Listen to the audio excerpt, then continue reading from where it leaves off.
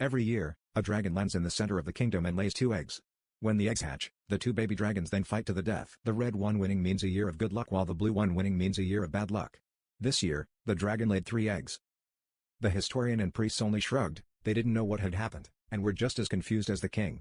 They would only redirect their eyes to the 3 dragons who were around the shattered eggs.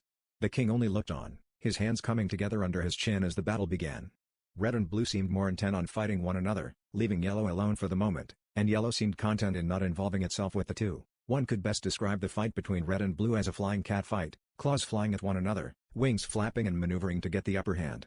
It seemed like they were an even match, the red dragon ripping into blue's wing, and blue latching onto red's tail, dragging it down and grounding the twin. Dust was kicked up by the pair, the crowd cheering on red, watching over the fight as yellow just stood by, the third dragon watching the 2 fight against one another, claws and teeth and all.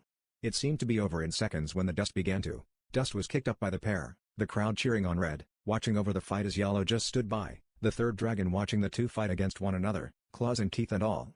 It seemed to be over in seconds when the dust began to. The boos from the crowd were almost immediate, their voices however died down as yellow roared to get the attention of their sister. Blue would whip around, and roar back at yellow, walking away from red's body, ready to fight yellow but weakened by the fight with red. Yellow was slow, careful, sizing up their sister as blue growled, torn wings spread wide, trying to intimidate yellow. Yellow meanwhile only saw one thing in the display, weakness, and vulnerability. Blue would fail the game of chicken, and charged at yellow, roaring all the way until yellow sidestepped and body checked her onto the hard stone floor, being silent as blue tumbled. Blue stood up, having expected yellow to be on her and fighting. But the sibling just stood there, unmoving but ever so watchful. Blue had managed to hurt one of her arms, now on 3 legs as she huffed, roaring at yellow, but being alone in the roar, yellow just watched, breathing slowly as she stares down blue, their wings folded neatly, legs planted into the stone like trees.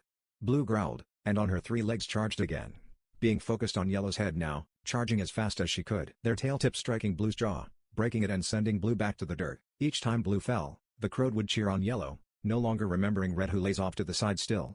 Blue stood back up, limping and jaw hanging open, her sides bleeding and mouth dripping as she roared weakly, trying to be strong but yellow just walked up to her, and with an almost comically slow swipe, took hold of blue's head and forced her to roll on her side. Blue shivered, unable to move, weakened by yellow as she waited for the final blow, but still yellow just stood there, holding blue down.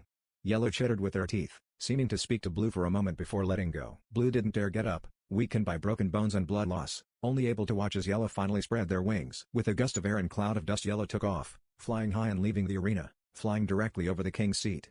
The king only watched, amazed as this strange beast left, leaving a broken but living blue behind. Have some men track it, he ordered. One of his knights nodded and left to spread the word. The king then turned to the historian and priest. Go down and capture the blue dragon. It is yours to do with, he says. The historian and priest nodded, leaving the king to collect the red body and blue survivor. The queen thinks, sipping her wine as she looked down to the arena. What do you think this means? She asked, looking bored more than anything. Nothing good, the king says, grunting as he stood upright, standing to speak to his people. He would try and clear his throat. He couldn't quite get the itch to go away, and would take the wine from his wife, taking a quick drink before coughing. And speaking, my people, he bellowed, looking to those in the stands. While we may not know what this winter brings, rest assured it will be nothing to hold us back. We will continue to grow and swell out over the barbaric lands, and bring in a new year of peace and prosperity, he roared, smiling as the peasants roared in agreement. He would wash his throat with the rest of the wine in his wife's cup, coughing some more before guiding the queen out of the stands. The kingdom barely made it a month until the king began to get letters, from the border towns first, then closing in. A plague, starting with a cough, difficulty breathing, and sweating, which soon led to pale skin, dizziness, and diarrhea, and in some cases, death. The king knew this well, as he was suffering from the same symptoms as he sat on his throne, wearing barely anything as he felt all too hot even with his feet in a bucket of ice. He sat at his table, his advisors all huddled at the far end as to not catch the illness as he spoke. We must find a way to cut this plague short, he shouted, coughing hard and pounding the table with his fist.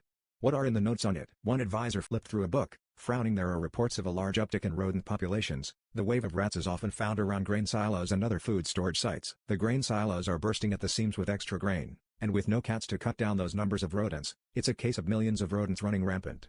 Another advisor exclaimed, putting down his book with some force. The rats must be spreading the plague, the third advisor says, grunting as he sat down, weakened by the limitation of food. Then the next best thing to do is to starve the rats, the king grunted, breathing in deeply although not deeply enough for his liking.